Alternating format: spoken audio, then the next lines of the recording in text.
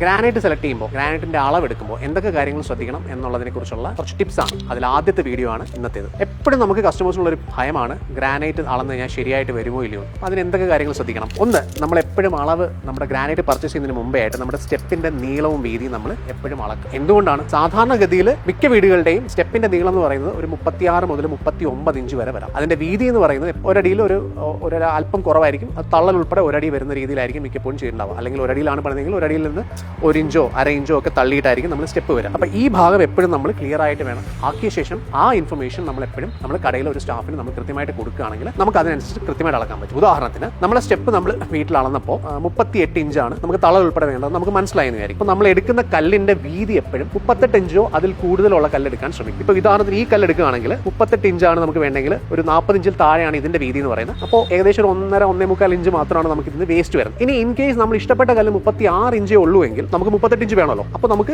ഈ രീതിയിൽ കട്ട് ചെയ്ത് നമുക്കൊരു പീസ് എടുക്കാൻ കഴിയില്ല. അപ്പോൾ നമുക്ക് എങ്ങനെ കട്ട് ചെയ്യാം? സ്ലാബിന്റെ ലെങ്ത്തിൽ നമുക്ക് കട്ട് ചെയ്തെടുക്കാം. അപ്പോൾ എന്ത് വേണം? നമ്മുടെ സ്ലാബിന്റെ ലെങ്ത് 38ന്റെ മൾട്ടിപ്പിളോ അതിനേക്കാൾ ശകലം കൂടുതലോ ആണെങ്കിൽ നമുക്ക് വേസ്റ്റേജ് കുറഞ്ഞിരിക്കും. ഉദാഹരണത്തിന് ഇപ്പോൾ ഈ കല്ലിന്റെ മെഷർമെന്റ് നമ്മൾ എടുക്കുകയാണെങ്കിൽ ഇതിപ്പോൾ 115 ഇഞ്ചാണ് ടോട്ടൽ നീളം വരുന്നത്. 38ന്റെ ഗുണം 3 പീസ് എടുക്കുകയാണെങ്കിൽ 114 വരും. അതായത് നമുക്ക് നീളത്തിൽ കട്ട് ചെയ്യുമ്പോൾ നമുക്ക് 3 പീസ് നമുക്ക് ഇങ്ങനെ കിട്ടും. ഇത് വീതിയിൽ എടുക്കുമ്പോൾ അതിന്റെ 3 മൾട്ടിപ്പിൾ നമുക്ക് കിട്ടും. നമുക്ക് വലിയ വേസ്റ്റ് ഇല്ലാതെ ഈ കല്ല് നമുക്ക് സെലക്ട് ചെയ്യാൻ പറ്റും. അപ്പം ഈ കല്ല് 36 ഇഞ്ച് മാത്രമേ ഉണ്ടായിരുന്നുവെങ്കിൽ നമുക്ക് ഇങ്ങനെ നമ്മൾ ലോഞ്ചിറ്റ്യൂഡിനലി നമ്മൾ പീസ് കട്ട് ചെയ്യുകയാണെങ്കിൽ നമുക്ക് ഇത്ര പീസ് മാത്രമേ നമുക്ക് വേസ്റ്റേജ് വരുന്നുള്ളൂ. ഒരു കല്ലിൽ നിന്ന് നമുക്ക് കഷ്ടിച്ച് 1 ഇഞ്ചിൽ താഴെയുള്ള വേസ്റ്റേജ് മാത്രമേ നമുക്ക് വരുന്നുള്ളൂ.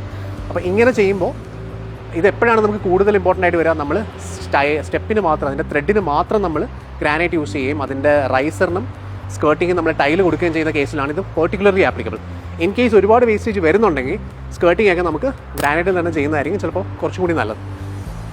അപ്പോൾ ആ ഒരു ഡിസിഷൻ കൂടി നമുക്ക് ഇതിൻ്റെ ബേസിൽ നമുക്ക് വേണമെങ്കിൽ എടുക്കാം. ഇൻ കേസ് 36 ഇഞ്ചേ നമുക്കിതിന് വീതി ഉണ്ടായിരുന്നുള്ളെങ്കിലാണ് നമ്മൾ ഈ നീളത്തിൽ കട്ട് ചെയ്യുക. അല്ലെങ്കിൽ നമ്മൾ വീതിയിൽ തന്നെ കട്ട് ചെയ്തെടുക്കും. ഇതാണ് നമ്മൾ ശ്രദ്ധിക്കേണ്ടുന്ന ഒന്നാമത്തെ കാര്യം.